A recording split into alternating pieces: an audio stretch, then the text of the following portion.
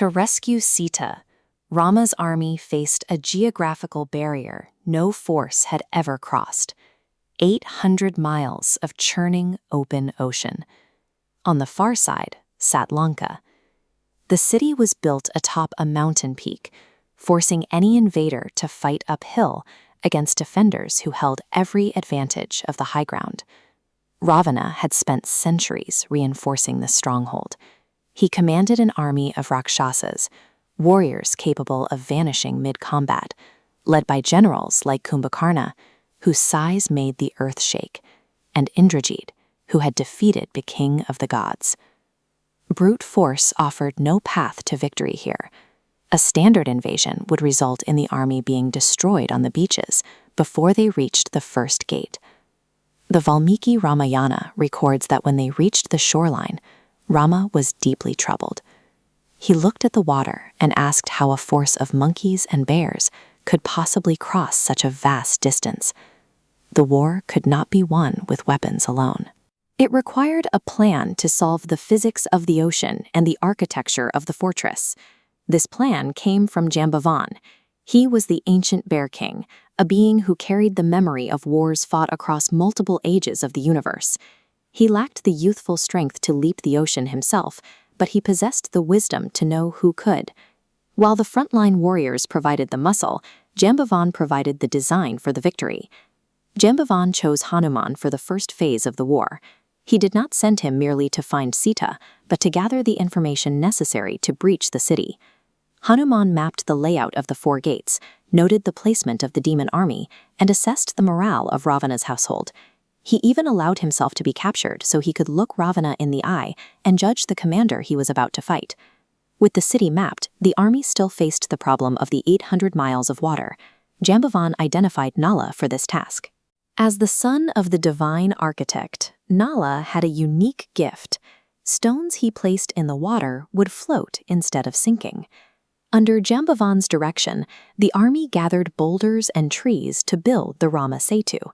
They constructed an 800-mile bridge in just 5 days. Jambavan found the specific person required for the specific challenge. Without his direction, the army would have remained on the beach.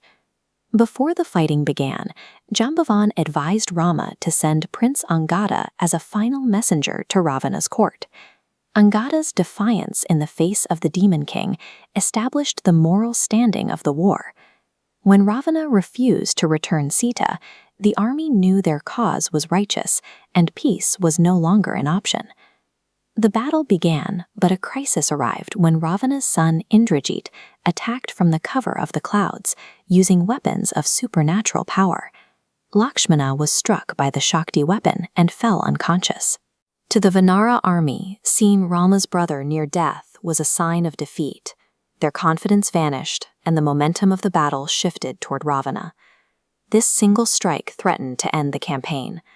The army was paralyzed by the sight of their fallen leader.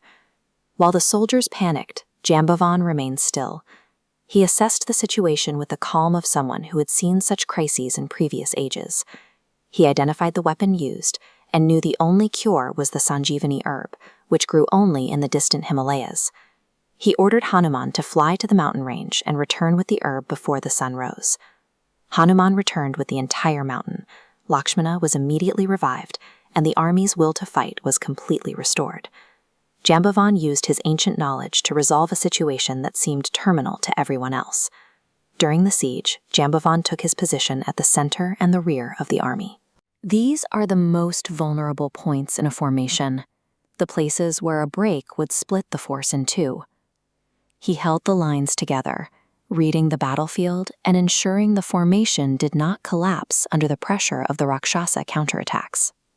The bridge, the flight of Hanuman, and the revival of Lakshmana are the events we remember. But Jambavan was the mind that connected them all.